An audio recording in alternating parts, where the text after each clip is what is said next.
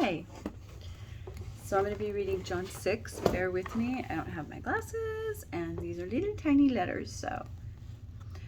Sometime after this, Jesus crossed to the far shore of the Sea of Galilee, that is, the Sea of Tiberias, and a great crowd of people followed him because they saw the miraculous signs he had performed on the sick.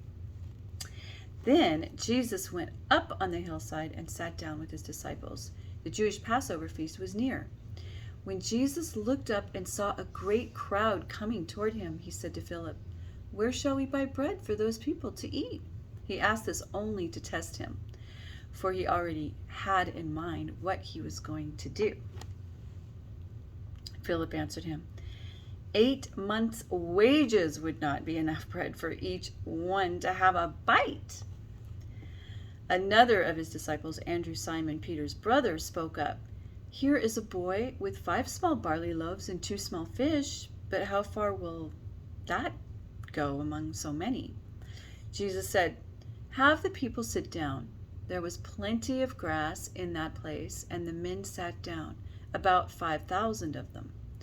Jesus then took the loaves, gave thanks, and distributed to those who were seated as much as they wanted. He did the same with the fish. When they had all had enough to eat, he said to his disciples, "Gather the pieces that were left over. Let nothing be wasted." So they gathered them and filled 12 baskets with the pieces of the 5 barley loaves left over by those who had eaten. After the people saw the miraculous sign that Jesus did, they began to say, "Surely this is the prophet who is to come into the world." Jesus, knowing that they intended to come and make him king by force, withdrew again into the hills by himself. So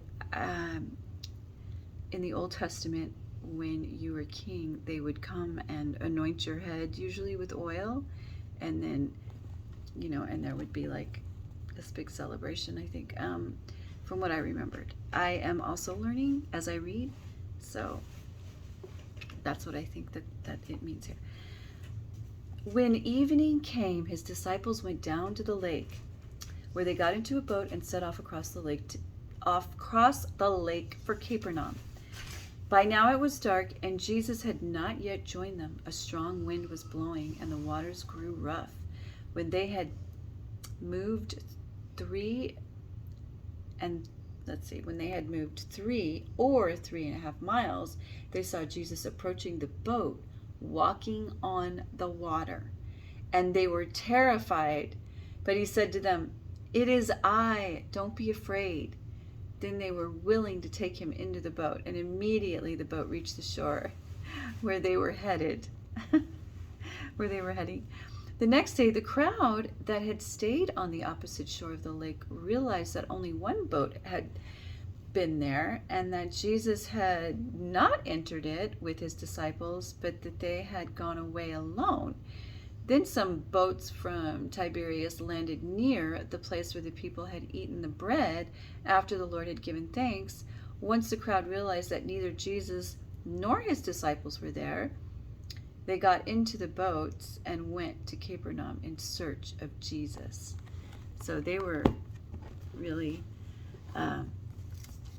full of joy and wanted to go seek him out. When they found him on the other side of the lake, they asked him, "Rabbi, when did you get here?" Jesus answered, "I tell you the truth.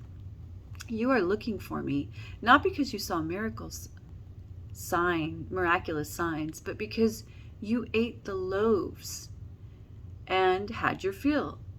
Do not work for food that spoils, but for food that endures to eternal life, which the Son of Man will give you. On him, God the Father has placed his seal of approval." Then they asked him, "What must we do to do the works God requires?" Jesus answered, "The works of God is this, to believe in the one he has sent." So they asked him, "What miraculous sign then will you give that we may see it and believe you. What will you do? Our forefathers ate the manna in the desert, as it is written, He gave them bread from heaven to eat. Jesus said to them, I tell you the truth. It is not Moses who has given you the bread from heaven, but it is my Father who gives you the bread from heaven. For the bread of God is he who comes down from heaven and gives life to the world. Sir, they said, from now on, give us this bread. Then Jesus declared, I am the bread of life. He who comes to me will never go hungry, and he who believes in me will never be thirsty. But as I told you, you have seen me, and still you do not believe. All that the Father gives me will come to me, and whoever comes to me I will never drive away. For I have come down from heaven, not to do my will, but to do the will of him who sent me. And this is the will of him who sent me, that I shall lose none of all that he has given me, but raise them up on the last day. For my Father's will is that everyone who looks to the Son and believes in him shall have eternal life, and I will raise him up at the last day. At this, the Jews began to grumble about him, because he said, I am the bread that came down from heaven. They said, is this not the Jesus, the son of Joseph, whose father and mother we know? How can he now say, I come down from heaven? Stop grumbling among yourselves, Jesus answered. No one can come to me unless the Father who sent me draws him, and I will raise him up at the last day.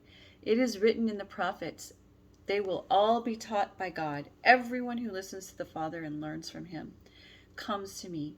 No one has seen the Father except the one who is from God.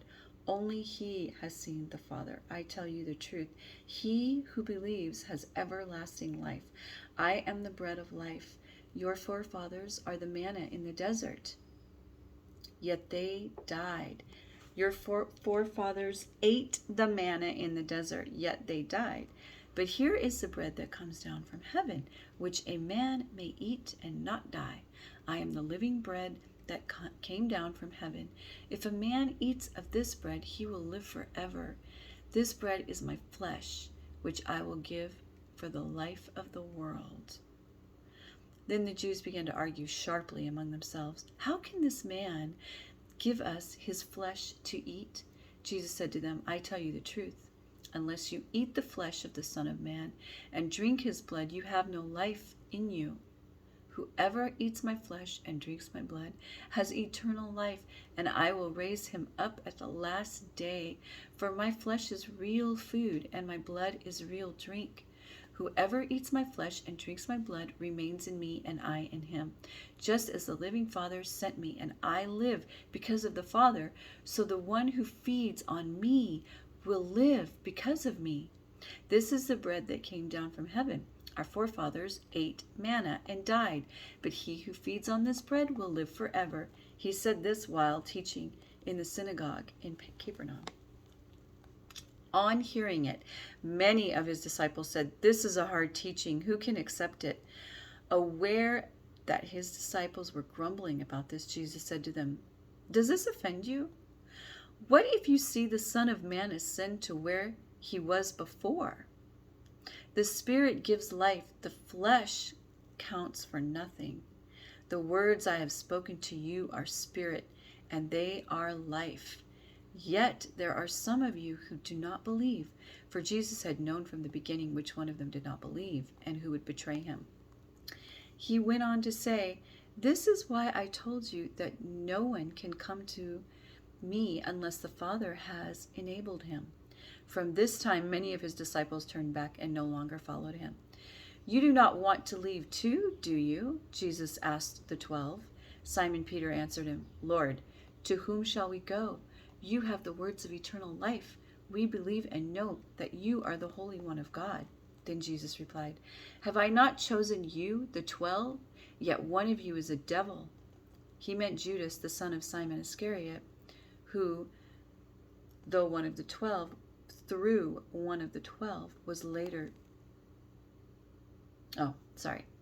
He meant Judas, the son of Simon Iscariot, who, though one of the 12, was later to betray him. And that was John 6. Thank you.